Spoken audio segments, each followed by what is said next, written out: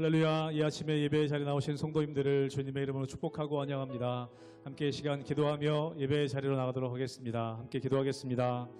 하나님, 주의 은혜를 사모하며 예배의 자리로 나아갑니다. 주의 말씀 듣고자 예배의 자리로 나아갑니다.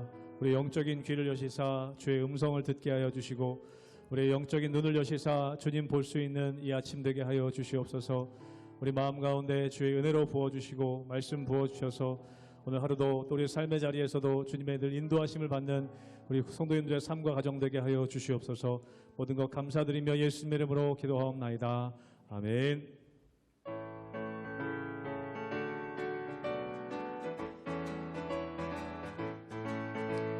주님 약속하신 말씀 위에서 영원토록 주를 찬송하리라. 소리 높여 주께 영광 돌리며 약속 믿고 굳게 서리라. 굳게 서리 영원하신 말씀 위에 굳게 서리. 굳게 서리 그 말씀 위에 굳게 서리라. 주님 약속하신 말씀 위에서 세상 영년에게 암습할 때에 용감하게 힘써 싸워 이기며 약속 믿고 굳게 서리라. 굳게 서리 영원하신 말씀 위에 굳게 서리. 굳게 서리 그 말씀 위에 굳게 서리라.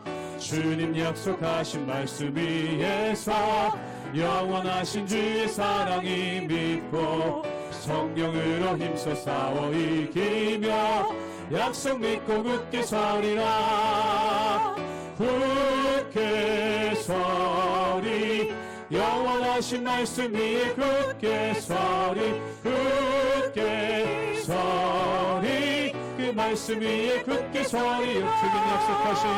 주님 약속하신 말씀 위에서 성령 인도하는 대로 행하며 주님 품에 항상 안식 얻으며 약속 믿고 굳게 서리라. 굳게 서리 영원하신 말씀 위에 굳게 서리. 굳게 서리 그 말씀 위에 굳게 서리. 굳게 서리. 굳게 서리 영원하신 말씀 위에 굳게 서리. 굳게 서리 그 말씀 위에 굳게 서리라.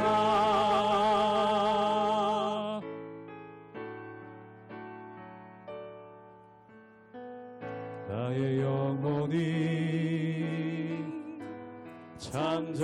잠잠히 하나님만 바라며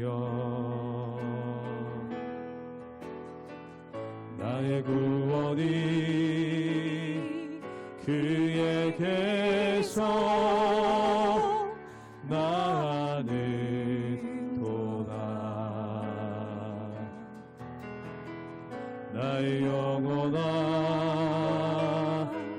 잠잠히 하나님만 바라라. 나의 소망이 저에게서 나는도다. 오직 주만이 나의 반석 나의 구원이시니 오직 주만이 나의 선서 내가 요동치 아니하리.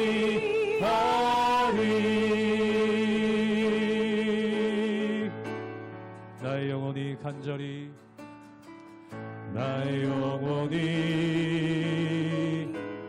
간절히 여호와를 갈망하며 나의 입술이 여호와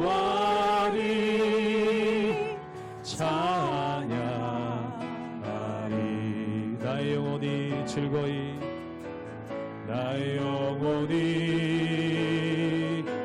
즐거이 여호와를 따르리니 나의 평생에 여호와를 송축하리.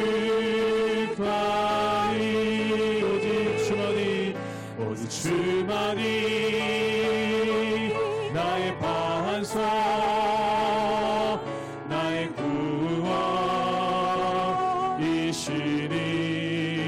구원이시니 오직 주만이 나의 산성 내가 요동치 아니하리.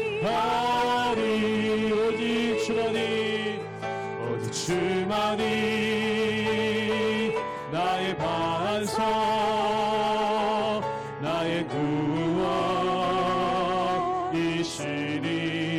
구원이시니 오직 주만이 나의 산성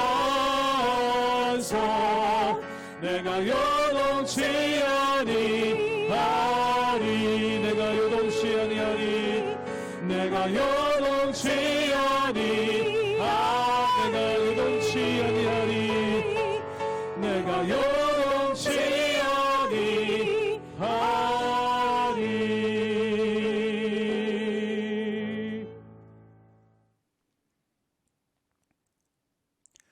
할렐루야. 우리 하나님의 은혜와 평강이 우리 성도님들의 삶 가운데 날마다 가득하시기를 주님의 이름으로 축원합니다.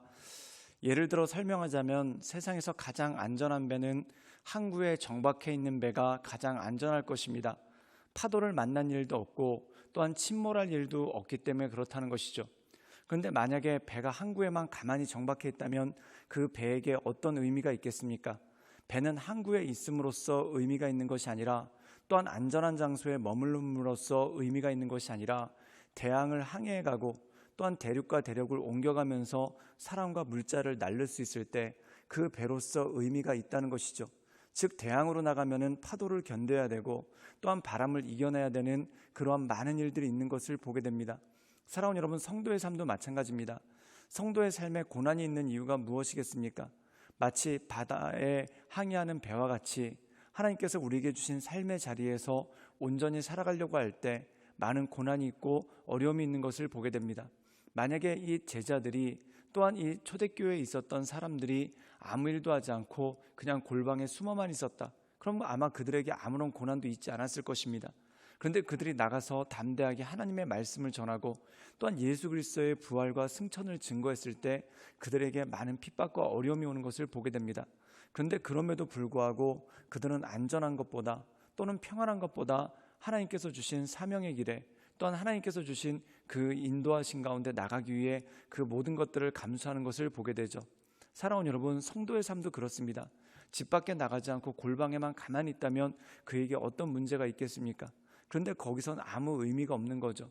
즉 복음을 들고 세상으로 나갈 때 또한 그리스도인으로서 합당한 삶을 살아가려고 했을 때 많은 어려움과 고난이 있습니다. 그러나 그것을 통해 하나님의 역사를 이루고 하나님의 뜻을 이루는 그러한 모습이 우리 삶 가운데 있다는 것이죠.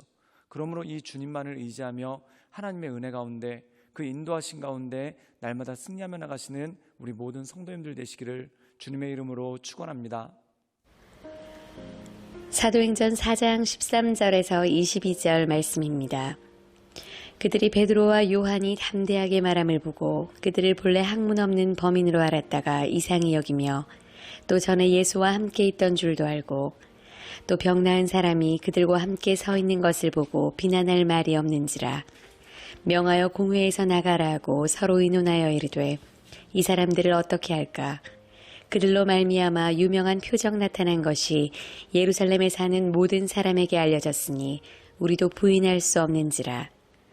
이것이 민간에 더 퍼지지 못하게 그들을 위협하여 이후에는 이 이름으로 아무에게도 말하지 말게 하자 하고 그들을 불러 경고하여 도무지 예수의 이름으로 말하지도 말고 가르치지도 말라 하니 베드로와 요한이 대답하여 이르되 하나님 앞에서 너희의 말을 듣는 것이 하나님의 말씀을 듣는 것보다 옳은가 판단하라.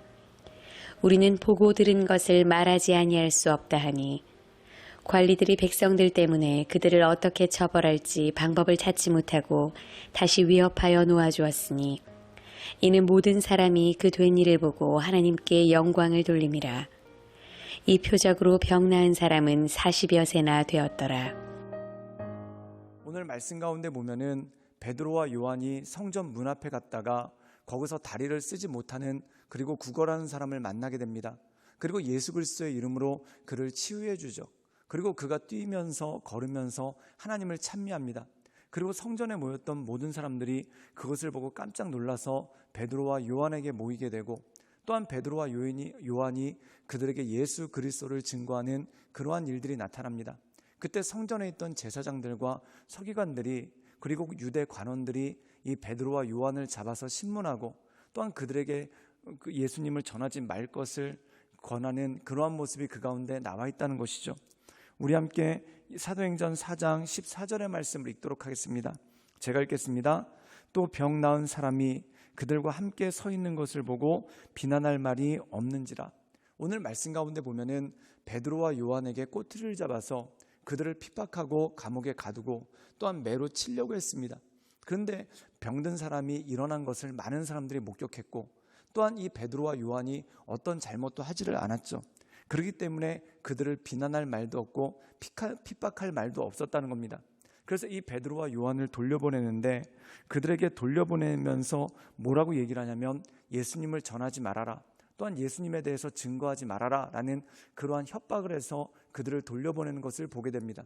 그런데 베드로와 요한은 이렇게 고백을 하죠. 우리 함께 사도행전 4장 19절의 말씀을 읽도록 하겠습니다. 제가 읽겠습니다. 베드로와 요한이 대답하여 이르되 하나님 앞에서 너희의 말을 듣는 것이 하나님의 말씀을 듣는 것보다 옳은가 판단하라. 즉 너희의 말을 듣는 게 옳으냐 하나님 말씀을 듣는 것이 옳으냐. 하나님의 말씀이 무엇입니까?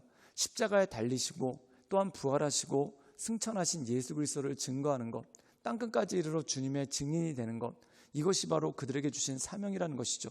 즉 내가 너희들을 사명을 감당하는 것이 너희들의 말을 듣는 것보다 더 나은지 판단해보라 라고 이야기를 합니다. 사랑하는 여러분, 사람에게는 핵심 가치라는 것이 있습니다. 즉 우리의 삶을 이끌어가고 또한 우리의 삶을 붙들어주는 그러한 핵심 가치가 우리 삶 가운데 있다는 것이죠. 그 사도 바울과 사도 요한과 또한 베드로의 핵심 가치가 뭘까요? 그리스도의 복음을 전하는 것, 또한 복음 증거자로서 사는 것이 바로 핵심 가치라는 겁니다. 사랑하는 여러분, 우리의 삶도 마찬가지입니다. 예수님을 증거하는 것, 예수님을 전하는 것이 바로 핵심 가치죠. 그래서 사도 바울은 너희가 먹든지 마시든지 무엇을 하든지 하나님의 영광을 위하여 하라. 그리고 예수님께서는 너희의 착한 행실을 보고 사람들이 하나님께 영광 올리게 하라 라는 그러한 말씀이 나옵니다. 사랑하는 여러분, 우리가 원래 선하기 때문에 우리가 원래 착하기 때문에 선하고 착하게 사는 것이 아닙니다. 우리도 다른 사람들과 마찬가지로 성정이 있는 사람이죠. 그런데 그럼에도 불구하고 우리가 선하게 살려고 애쓰는 이유가 무엇입니까?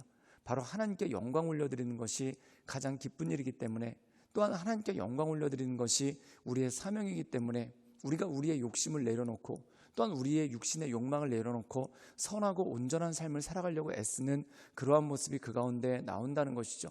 그러므로 사랑하는 여러분, 우리가 오직 주님만을 바라보며 하나님의 인도하신 가운데 날마다 승리하며 나가시는 우리 모든 성도들 되시기를 주님의 이름으로 축원합니다.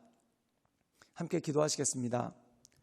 늘 언제나 살아서 역사하시며 우리 삶에 힘되시고 능력되신 주님, 우리가 주님을 경배하는 것이 또한 우리가 주님을 높이는 것이 우리 인생 가운데 그리고 우리 삶 가운데 가장 귀하고 복된 것임을 우리가 마음 가운데 깨달아 오직 하나님의 은혜 가운데 날마다 나갈 수 있도록 주님 이끌어 주시옵소서. 사람의 말을 듣는 것과 하나님의 말을 듣는 것 중 어떤 것이 옳은 것인지 우리가 날마다 판단하며 주님께서 기뻐하시는 그러한 삶을 살아갈 수 있도록 주님 우리의 삶 가운데 역사하여 주시옵소서. 예수님의 이름으로 감사하며 기도드리옵나이다. 아멘.